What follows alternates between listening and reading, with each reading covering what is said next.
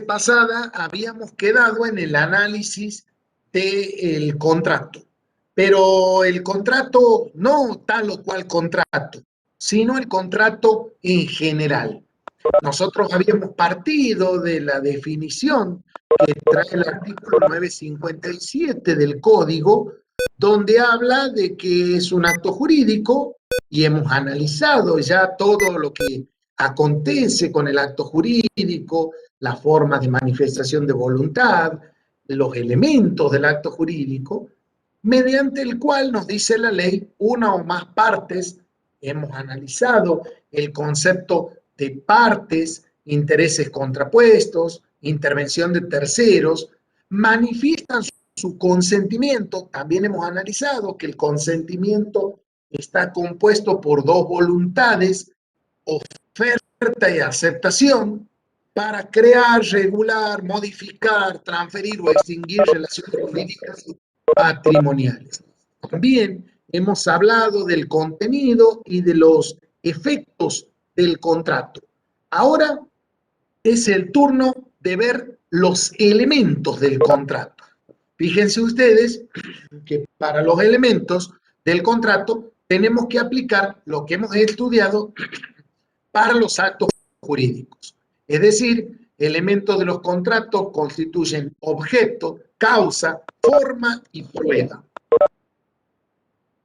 Los elementos de los contratos, como dijimos, el objeto tiene que ser lícito, es decir, conforme a la ley, posible, tiene que ser determinado o determinable, tiene que corresponder a un interés de parte.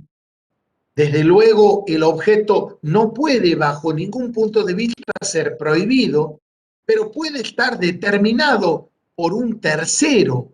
El objeto puede estar al arbitrio de un tercero, pero cuando el tercero no te determine el objeto de los contratos, o sea imposible para el tercero porque murió.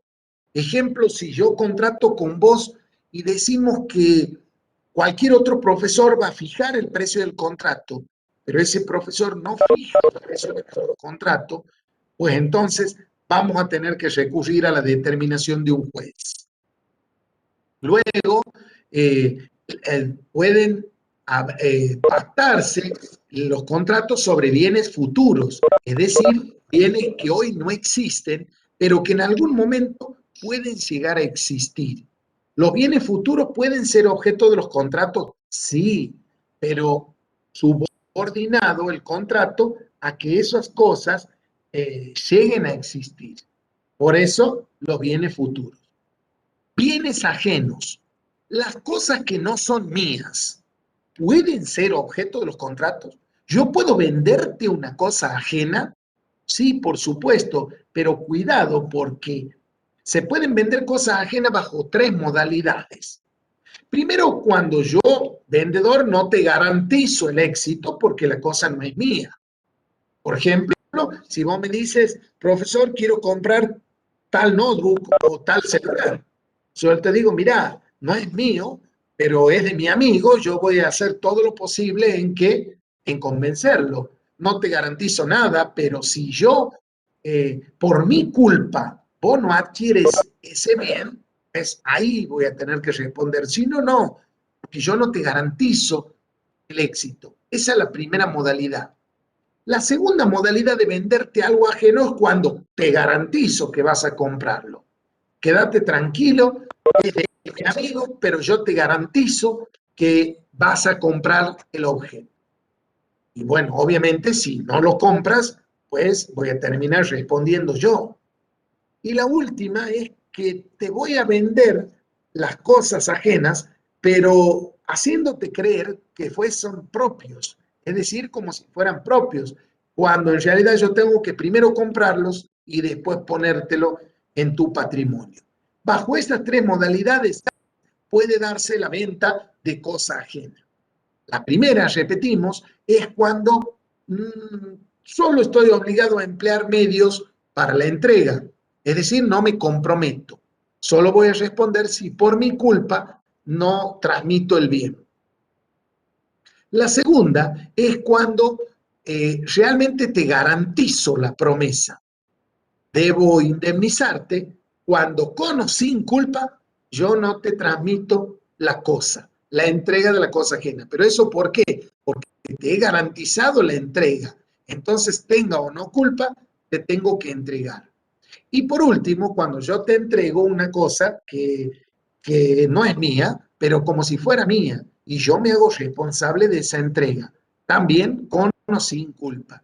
Entonces, ¿puedo pactarte un bien futuro? Sí. Un bien ajeno también, bajo estas condiciones. Y un bien en litigio puede ser también parte de un contrato.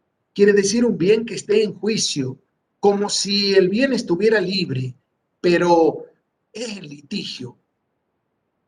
Vamos entonces al otro elemento de los contratos. El primero era el objeto, el segundo la causa.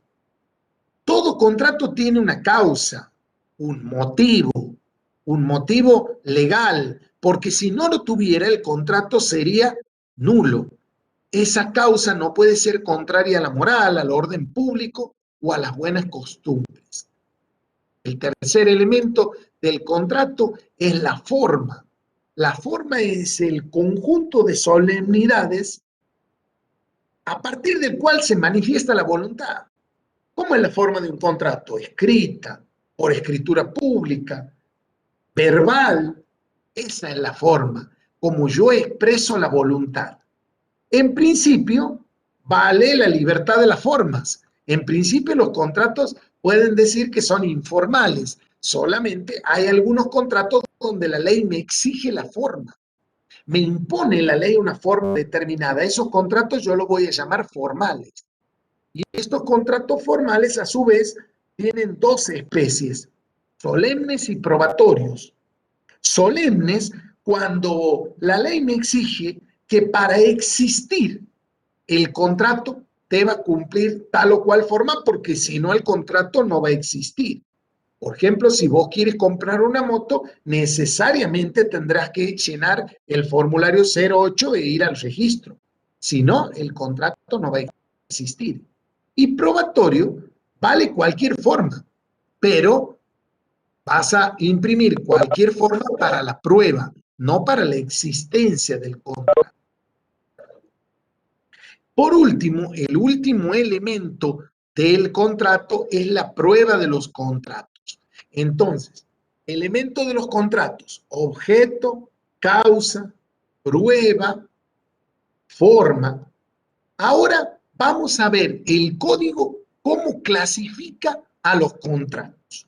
En primer lugar, tenemos tres grandes grupos en el código nuevo, en el Código Civil y Comercial unificado. Paritarios, de consumo y por adhesión. Son los tres grandes grupos. ¿Por qué paritarios? ¿A qué se llama el nombre paritarios? Porque las partes son pares, están en un mismo nivel.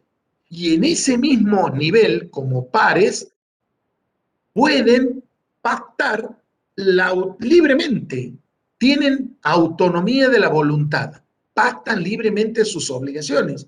Cuando hay un contrato paritario, usted es libre de negociar con la otra. El contrato de consumo no es paritario porque pone a dos partes que están en desequilibrio de posiciones. Por un lado lo tienes al proveedor y por otro lado lo tienes al consumidor. El proveedor tiene una preeminencia, una posición de poder por sobre el consumidor. El consumidor está más condicionado en esta operación. La próxima clase, el lunes, vamos a estudiar los contratos de consumo. Y en el tercer grupo están los contratos por adhesión. Primero paritarios, que son los más en el código, luego contrato de consumo y por último estos famosos contratos por adhesión, que son aquellos que te vienen en formularios. Quiere decir que el contrato por adhesión es aquel donde una parte no ha intervenido en la redacción del contrato. Entonces, vos te encuentras con un contrato bancario donde no has intervenido para nada en la redacción. A su vez, los contratos paritarios se clasifican. Esta clasificación son la de los paritarios. Vamos a explicarte 7 u 8 clasificaciones que me gustaría que te la aprendas porque a partir de ahora, todos los contratos que veamos, hoy vamos a comenzar a ver compraventa, pero el leasing, el mandato, la comisión, todos lo vas a tener que clasificar con esta clasificación. La primera clasificación es la que nos agrupa los contratos paritarios en unilaterales y bilaterales. No significa que tenga una o dos partes, no, todos tienen dos partes. Unilateral significa que solamente una parte tiene obligaciones, la otra no. Y bilateral significa que las dos partes tienen obligaciones. Contrato unilateral es la donación. Tengo dos partes, donante, donatario, pero solo el que te dona tiene obligación. El que recibe la donación no. Ese contrato es unilateral. Bilateral, por ejemplo, la compra-venta. Tanto el vendedor como el comprador tienen obligaciones. Segunda clasificación, onerosos y gratuitos. También llamamos a título oneroso y a título gratuito. A título gratuito es cuando vos recibes una prestación o recibes una cosa a cambio de nada. No hay ningún sacrificio. Y a título oneroso cuando vos recibes una cosa a cambio de un sacrificio. Por ejemplo, a título gratuito, la donación de nuevo. Recibo una cosa que me han regalado mis padres a cambio de nada. A título oneroso, una compraventa. Recibo una cosa, pero a cambio de dinero. Tercer grupo, conmutativos y aleatorios. Conmutativos quiere decir que desde que la obligación nace, desde que el contrato nace, yo ya sé cuáles son las obligaciones que tengo. Por ejemplo, la compraventa. Desde que nace la compraventa, ya sabemos que alguien va a entregar una cosa y otro va a entregar dinero.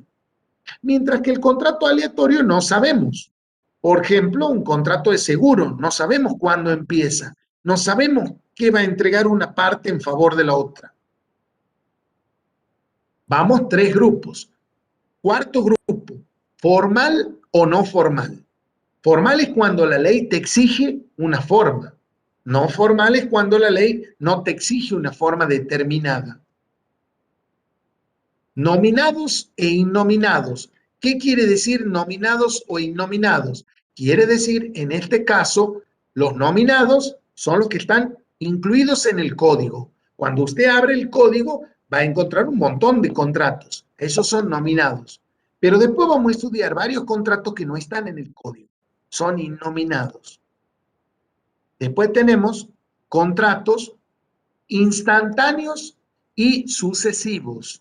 ¿Qué quiere decir esto, instantáneos o sucesivos? Instantáneos quiere decir que se terminan en un solo acto. Te pago, me das la cosa. Sucesivo quiere decir en el tiempo, es decir, por etapas. Por ejemplo, el arrendamiento, el alquiler. Te voy pagando mes a mes. Por último, consensual y real. Consensual quiere decir que se perfecciona con el acuerdo. Real quiere decir que se perfecciona con la entrega de la cosa. Consensual por el simple consentimiento, por el acuerdo. Real con la entrega de la cosa. Por supuesto que tenemos que interpretar el contrato y que para ello hay reglas de interpretación. Todo tenemos que interpretar. Interpretar es desentrañar el sentido del contrato por las palabras, por la buena fe, por la intención común, por el principio de conservación, porque si tengo duda si el contrato es oneroso o es gratuito, siempre es oneroso. Si tengo dudas si vale o no vale el contrato, siempre vale el contrato. Si tengo dudas sobre algún significado de la palabra, tengo que buscar en los usos y no sacarla del contexto. Como cuando tenemos algún malentendido por el WhatsApp. Pasa lo mismo. No me saque de contexto. Lo mismo en los contratos, ¿no? Esto vamos a pasar un poco más rápido porque tiene menos importancia que el punto que vamos a ver ahora y que atañe a la aplicación. ¿Qué norma le voy a aplicar a los contratos? ¿Qué ley le voy a aplicar en materia de contratos? Bueno, miren, tenemos muchas leyes para aplicar en materia de contratos. El mismo contrato es una ley para las partes. También puedo aplicarle las normas del Código Civil y Comercial. También las normas de las leyes especiales como la de la transferencia del Fondo de Comercio. Pero vamos a ver y a estudiar aquí qué normas se aplican primero como una suerte de pirámide, más o menos parecido a lo que usted estudió en constitucional. ¿Qué norma le aplico primero? Primero, ante todo, esto no se olvide, tiene que aplicar las normas indisponibles de la ley y del código. Aquí llamamos normas indisponibles y como la palabra lo indica que no la puedo disponer, son las normas de orden público. Cualquier norma o conducta en contraria es nula. Siempre prevalece la norma de orden público o indisponible y es irrenunciable. Las partes no pueden dejarla de lado. Eso es lo primero que se aplica. Normas indisponibles. La segunda, debo aplicar las normas que estén en el contrato, las cláusulas del contrato. Es lo segundo que aplico. Luego voy a aplicar normas de la ley especial, si es que hubiera ley especial, y por último, voy a aplicar normas del Código Civil y Comercial. Entonces, primero las normas indisponibles, después la norma de los contratos, después norma de ley especial y por último, normas del código. Esto es lo que voy a aplicar cuando tenga un contrato para interpretar, para llevar a la justicia. ¿Qué es la seña? La seña, señal, también se llama arras. Es la entrega de una cantidad de dinero a cuenta de precio. Como cuando usted va por una vidriera y dice, qué bueno que está ese jean y no tengo para comprarlo, pero tengo miedo que me lo vendan. Bueno, entra al negocio y dice, ¿puedo señarlo? ¿Puedo entregarte una parte? Mañana vuelvo. ¿Me lo guarda hasta mañana? Bueno, la entrega de una seña se hace con dos sentidos. O la seña es confirmatoria o la seña es penitencial. Confirmatoria significa cuando comienza el contrato, cuando no te puedes arrepentir, cuando con esa seña has dado comienzo al contrato y si después no lo puedes cumplir, estás debiendo todo el contrato. Penitencial es cuando vos te puedes arrepentir y como sanción pierdes la seña. Y puedes dar como seña dinero u otras cosas. Yo puedo dejar como seña mi reloj, mi documento, una llave. Eso depende. Entonces, tenemos las siguientes modalidades. Cuando las partes nada establecen de la seña, decimos que la seña es confirmatoria. Es decir, no da derecho al arrepentimiento y da inicio al contrato. Esa es la seña confirmatoria. Y la segunda seña da lugar al arrepentimiento, otorga derecho al arrepentimiento, en cuyo caso, si me arrepiento, pierdo la seña. Y si la persona que recibió la seña se arrepiente, me tiene que devolver la seña y otro importe similar al de la seña. Esa seña puede ser de la misma especie y si no es de la misma especie vale como garantía. Cuando es de la misma especie vale a cuenta, cuando no es de la misma especie es garantía. Por ejemplo, si yo estoy debiendo las fotocopias y dejo mi reloj y no es a cuenta de precio, es en garantía de que ya te traigo la plata. Cuando la seña es penitencial, quien entregó la seña la pierde en beneficio de la otra parte si se arrepiente. Y si la parte que recibió se arrepiente, debe restituir la seña doblada, es decir, con otro importe idéntico. Esta es la seña, arras. Y ahora vamos a ver qué es esto de saneamiento. Saneamiento. Saneamiento es una garantía. Es una garantía que siempre el que te entrega una cosa a través de un contrato te debe dar saneamiento. Esa garantía a su vez comprende dos especies, evicción y vicios ocultos. Evicción es cuando la persona que te entrega una cosa te promete que ese bien no va a tener turbación. Es decir, que ese bien no, no va a venir con otro dueño, con otros ocupantes. Y vicio oculto es aquella cosa que presenta un defecto importante material, pero que no es percibido por el comprador. Y de haberlo percibido, no hubiera realizado la operación. ¿Quiénes son los sujetos responsables del saneamiento? El que vende o transmite a título oneroso, el que ha dividido las cosas o los antecesores, es decir, los causantes, los que ya están fallecidos también responden por saneamiento cuando entregan una cosa a título oneroso. Aunque hubieran fallecido, responden por saneamiento. Ahora, cuando hablamos de evicción y de vicios ocultos. Hablamos de evicción con cualquier turbación en la propiedad de la cosa y hablamos de vicios ocultos cuando hay defectos materiales. Esto es lo que entendemos por saneamiento. Bien, en el Código Civil y Comercial es necesario que ustedes estudien dos figuras que se llaman subcontrato y contratos conexos. Yo voy a colgar en la plataforma las clases especialmente dedicadas a esto. Subcontrato, contratos conexos, contratos preliminares. ¿Qué es el subcontrato? Voy anticipando. El subcontrato es un nuevo contrato.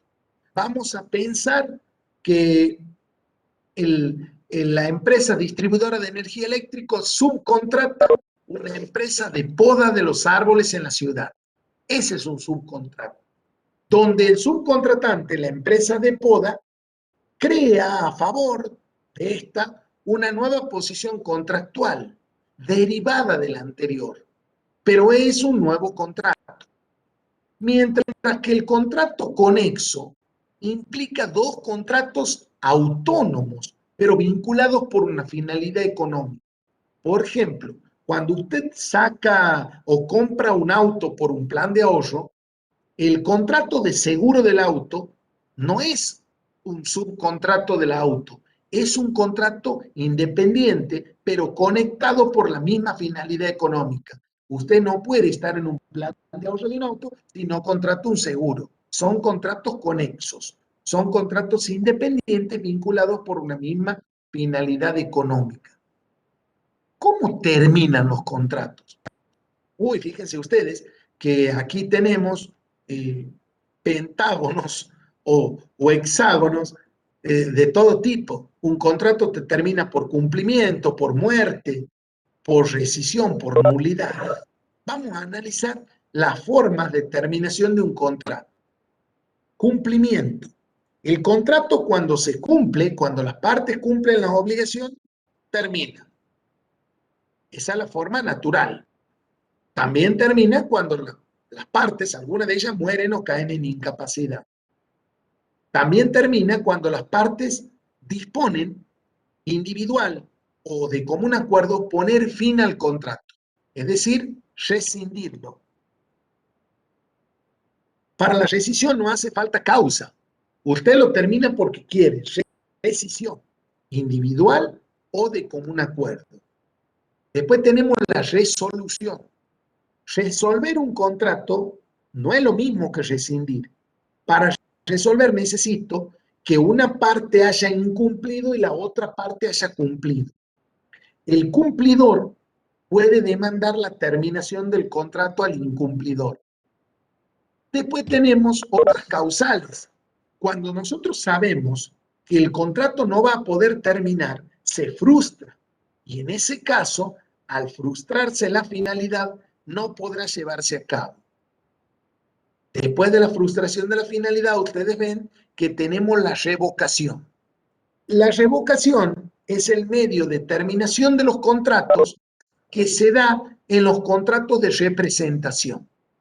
Cuando yo le doy mandato o poder a alguien y luego le revoco ese mandato, es una manera de terminar. Le quito la autorización. Los contratos también terminan, como ustedes verán, por nulidad, ¿no es cierto? Cuando hay un vicio en el consentimiento, por ejemplo. Bueno, muy bien. Estas son algunas de las formas de extinción, las más importantes. Yo con esto termino de ver contrato en general. Ahora, eh, por supuesto, cualquier cosa me interrumpen y me preguntan lo que quieran de los contratos en general, porque ahora vamos a pasar a ver el primer contrato de una larga lista de contratos. Es decir, vamos a ver la compraventa. Es el contrato madre, el contrato base de todos.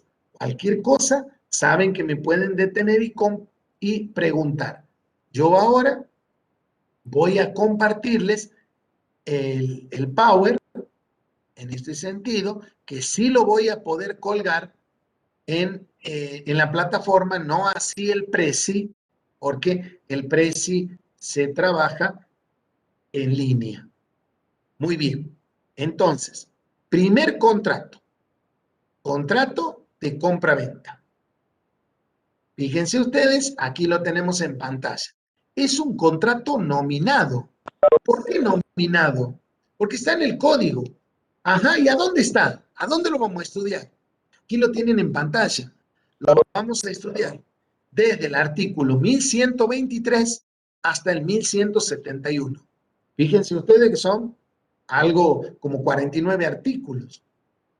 Pero es mucho, sí, pero aquí está todo. Entre el 1123 y el 1171 ustedes van a encontrar toda la temática del contrato de compra-venta. Solo que tendrán que encontrar en los artículos los distintos temas que vamos a ir viendo y los que están en el programa. El contrato de compra-venta es fácil, porque en la misma palabra usted está viendo lo que son las obligaciones de las partes. Comprar y vender. Por eso se llama compra-venta. Pero, por supuesto, tenemos que estudiar porque hay disposiciones técnicas, hay disposiciones propias. Y las disposiciones de la compra-venta también se aplican cuando nosotros transferimos cualquier cosa por un precio en dinero o transferimos los títulos como cheque, pagaré, por un precio en dinero. Porque compra-venta significa cambiar cosas por dinero, la propiedad de la cosa por dinero, cosas materiales, títulos, valores. Eso significa compra-venta. ¿Y qué definición le vamos a dar a la compra-venta? Muy fácil, porque definir el contrato significa decir a qué se obliga cada parte. Una parte, llamada vendedor, se obliga a transferir la propiedad de una cosa a otra parte, llamada vendedor, y se obliga a pagar un precio en dinero. Sencillamente, esa es la definición. Atención, no decimos una parte entrega la propiedad de una cosa. No, no. Se obliga a entregar porque el contrato es consensual. Nace cuando yo me comprometo, no cuando yo entrego la cosa.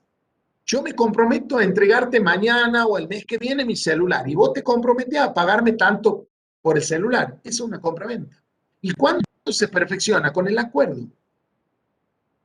Bien, esto es principalmente lo que estamos viendo del contrato de compraventa. ¿Y qué diferencia tengo entre la compraventa y otros contratos? ¿Qué diferencia tengo en la compraventa con el contrato de obra? Enorme diferencia. La compraventa significa obligarme a entregar una cosa a cambio de un precio, mientras que en la obra es obligarme a realizar una obra, por ejemplo, tender una tapia, un tendido eléctrico, a cambio de dinero. La realización de una obra, de un servicio, de un suministro, a cambio de dinero. Nada que ver. El contrato de obra requiere el hacer, el trabajo a cambio de dinero. Por supuesto, el trabajo en una obra. Y la permuta es cambio de cosa por cosa. Yo te doy mi celular, vos me das otra cosa a cambio, pero no me das dinero. En la permuta no hay dinero. Esa es la diferencia con la compraventa. Y en la donación es un contrato gratuito, unilateral. Yo te doy cosa a cambio de nada, te regalo una cosa y nada más. En la compraventa del otro lado es sacrificio. Recibes una cosa pero me das dinero. Y la locación o alquiler. La locación o alquiler significa que yo te doy una cosa pero no te la doy en propiedad, te la doy en uso y goce. Y a cambio de esa cosa, en uso y goce, vos me vas a pagar dinero, pero en ningún caso te entrego la propiedad.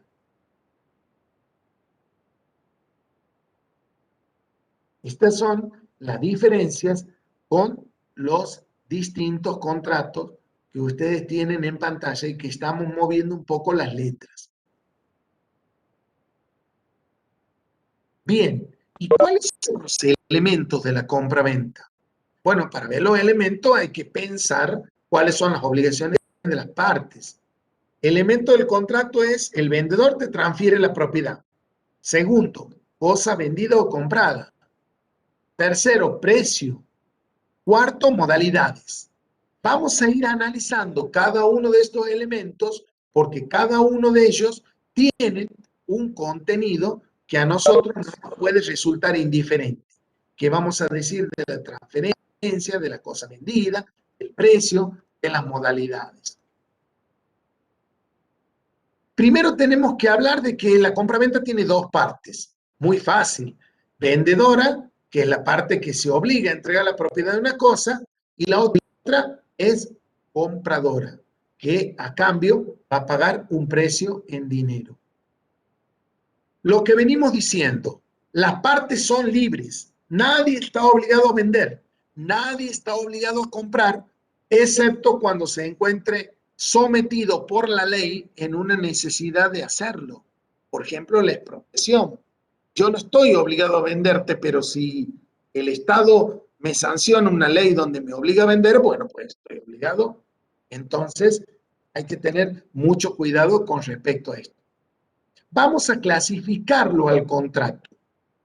Fíjense ustedes que nosotros en la parte general ya hemos estudiado la clasificación, ahora vamos a aplicar. ¿Por qué decimos que el contrato de compraventa es bilateral? Porque genera obligaciones para ambas partes, para el comprador y para el vendedor. ¿Por qué es consensual? Porque se perfecciona con el consentimiento. No hace falta la entrega, sino el pacto, el compromiso. ¿Por qué no formal? Porque la ley no te exige una forma determinada. Puede ser verbal, puede ser escrita. ¿Por qué es conmutativo? Porque las obligaciones de las partes surgen desde el comienzo. ¿Por qué es oneroso? Porque ante el sacrificio de una parte, les respondemos con el sacrificio de la otra. ¿Por qué es nominado? Porque lo tenemos previsto en el código desde el 1123 hasta el 1171, como dijimos al comienzo. Bien, entonces, ya hemos estudiado las partes, diferencia con otros contratos, concepto, clasificación. Ahora vamos a ver la cosa vendida. La cosa vendida puede ser cosa mueble o inmueble, pero me interesa que ustedes vean que se pueden dar algunas particularidades con la cosa que ha dejado de existir, con la cosa que hoy no existe, pero que va a existir en el futuro, y con la cosa ajena. ¿Qué pasa con la cosa que ha dejado de existir? Con el objeto que no existe más. Si la cosa ha dejado de existir al tiempo o antes del contrato, no hay contrato. Esto es muy fácil. Si yo te ofrezco en venta un celular y se me rompe el celular o se me lo pierde o me lo roban, y no hay contrato, no tengo que entregarte. Ahora, si la cosa se destruye parcialmente, es probable que el comprador asuma los riesgos de esa destrucción parcial, como dice en pantalla, y pueda pedir la reducción del precio. Entonces hay que ver si la cosa que ha dejado de existir total o parcialmente, y cuándo, en qué momento. Porque, a ver, si vos me vendes un celular, me lo entregas, voy a mi casa, me lo roban o en el colectivo se me rompe y bueno, soné, o sea, yo soy, no le puedo reclamar nada al pobre vendedor si me rompió a mí. Pero si antes de entregarme el celular se te rompe o no aparece y no hay contrato, Pero si se rompe un poco, yo comprador puedo decir, igual lo quiero y bajo el precio. Ahora bien, el comprador no puede exigir bajo ningún punto de vista cumplimiento si sabía que la cosa estaba perecida o dañada. La cosa futura, es decir, la cosa que hoy no existe, pero que va a existir, puede ser objeto del contrato. Sí, por ejemplo, la cosecha. Yo tengo un campo sembrado y te prometo que te voy a vender mi cosecha de algodón, pero estoy sembrando. Puede ser objeto de la compraventa si no existe todavía, sí, pero va a existir o puede existir. Desde luego va a ser objeto del contrato sujeto a que exista. Por eso dice en el pizarrón aquí, sujeto a condición suspensiva. Desde luego puede haber un riesgo del comprador. Yo tomo el riesgo de comprar una cosecha, aunque hoy no existe. Nosotros hemos estudiado hace minutos, la cosa ajena puede ser objeto de los contratos, sí, bajo tres modalidades. Yo puedo garantizar el éxito o no de la promesa. Si no garantizo el éxito, solo me voy a obligar a hacer la gestión. Puedo garantizar la promesa o puedo cumplir haciendo notar como que las cosas son mías y en realidad son de otro. El precio que paga el comprador puede ser determinado o puede no haberse determinado, es decir, puede haber silencio. Si hay silencio en el precio, no significa que la compraventa es gratuita, sino que vamos a tener que ver los usos, cuánto le cobra ese precio. Si yo no te pongo precio al valor del inmueble, tengo que ver cuánto paga el mercado. Y en el precio determinado, puede estar determinado porque las partes lo fijen o porque te lo fije un tercero. Cuando ni las partes lo fijan, ni el tercero lo fija, lo puede fijar el juez. Esto en cuanto al precio. ¿Cuáles son las obligaciones de las partes? Fíjense ustedes, aquí tenemos un cuadro de las obligaciones del vendedor. ¿Qué obligación tiene el vendedor? Tiene la obligación de transferir la propiedad y entregarte la cosa.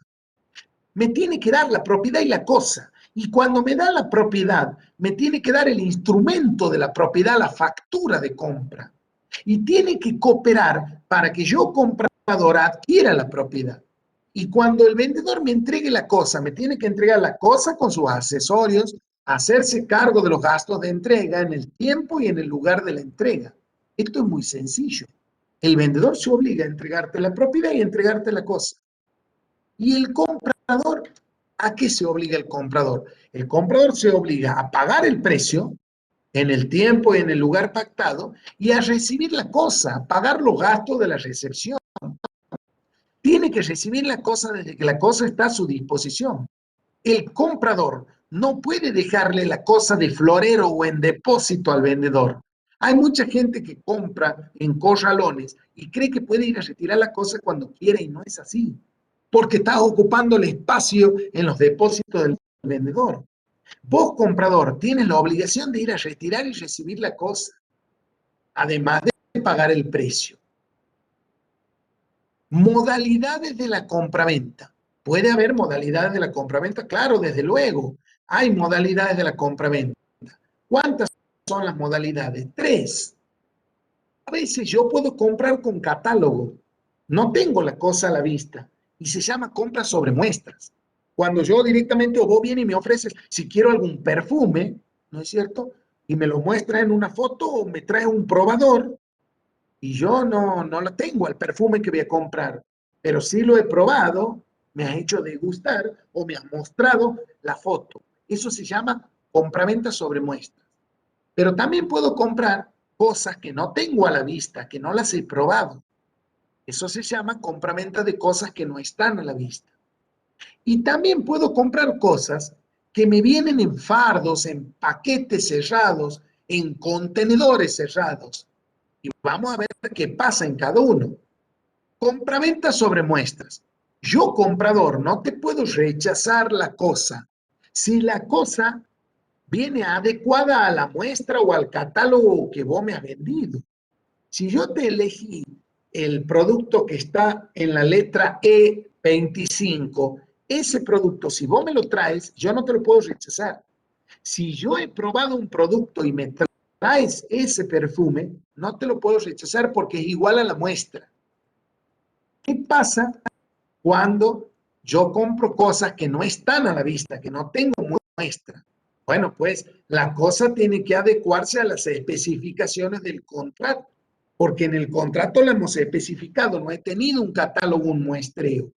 Y cuando las cosas se compran en fardos o en paquetes cerrados, bueno, yo comprador me tengo que tomar 10 días para revisar la cosa.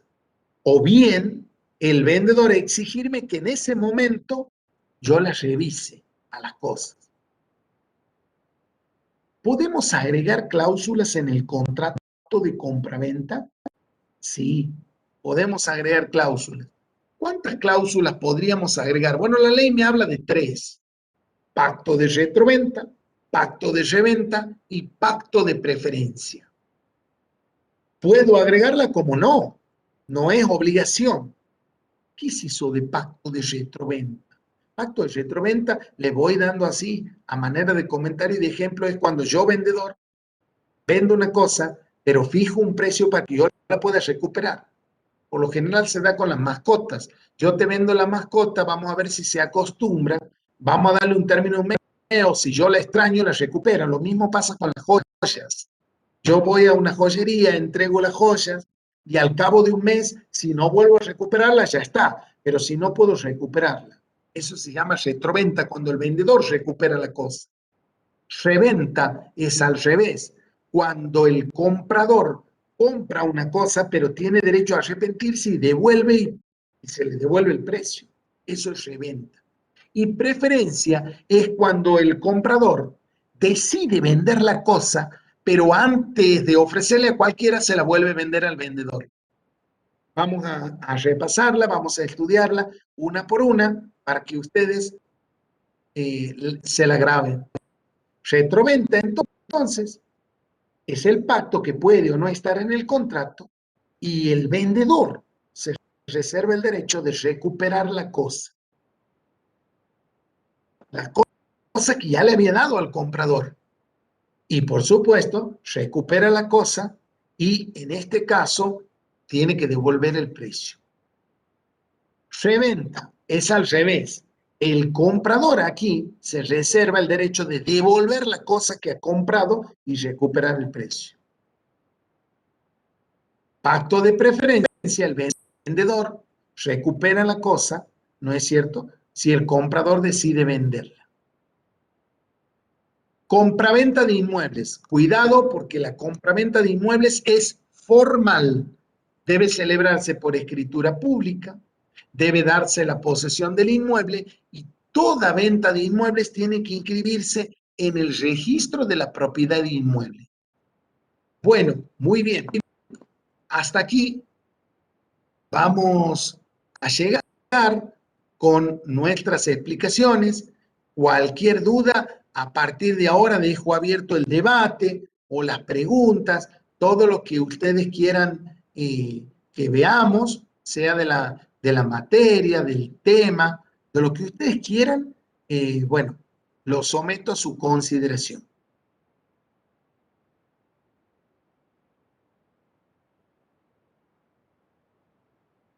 Profe, ¿ya están Sí, en la plataforma las primeras clases de contrato?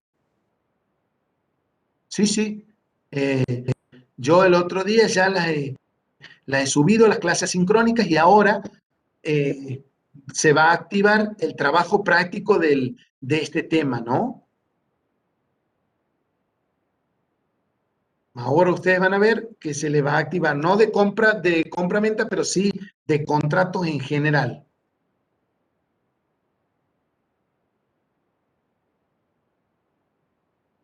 Profe, en un caso de desaprobar algún práctico, ¿qué pasaría?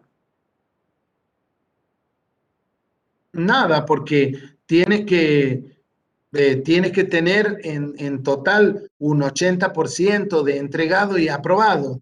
O sea, puedes no solo desaprobar, sino no entregar algunos. o, o se te acortó justo la luz y lo ibas a entregar y ha vencido.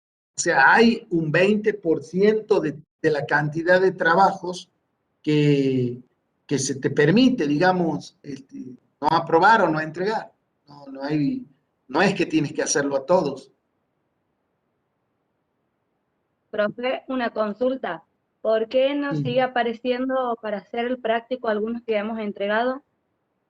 Seguramente porque yo le he puesto la primera vez dos intentos y no uno, pero yo ya sí, no los he corregido, pero he visto que ya habían entregado mucho trabajo he visto. Ahora yo esperaba este fin de semana para comenzar a corregir porque en la plataforma de Comercial uno había algunos trabajos que no habían vencido el plazo y quiero que venzan todos para comenzar a devolver los resultados. No se preocupen con lo que aparezca. Suficiente es que hayan enviado, porque seguro que me aparece.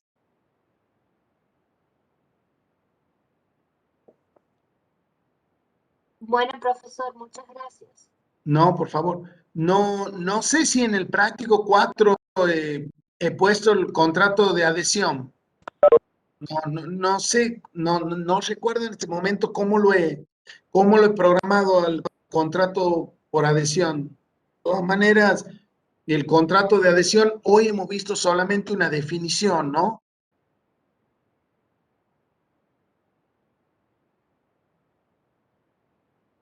Contrato por adhesión vamos a ver al final cuando veamos contratos bancarios. Esos son los verdaderos contratos por adhesión. La próxima clase, el lunes, vamos a ver contratos de consumo. Bueno, profesor. Sí, hay dos videos. Sí, lo que pasa es que en el otro video están los contratos preliminares, contratos conexos, carta de intención. Ese es en el otro video. Como ustedes sabrán, en las clases semanales, fíjense ustedes, a veces son dos horas, esta semana hemos tenido una sola clase, es imposible ver los temas. Por eso es que me apoyo mucho en los videos, en las clases asincrónicas, para que ustedes lo puedan escuchar y ver cuando puedan. Y las veces que estimen conveniente y necesario y con todo el material. Y los trabajos prácticos, lo único, además de darnos la regularidad de la materia, lo único que persiguen es que ustedes puedan manejar la bibliografía, el código principalmente, el libro, las clases, perderle el miedo a lo que significan los términos de la materia y puedan prepararse para estudiar cuando termine la materia. Bueno, entonces, si no hay dudas, si no hay otras dudas, si aparecen, me las pueden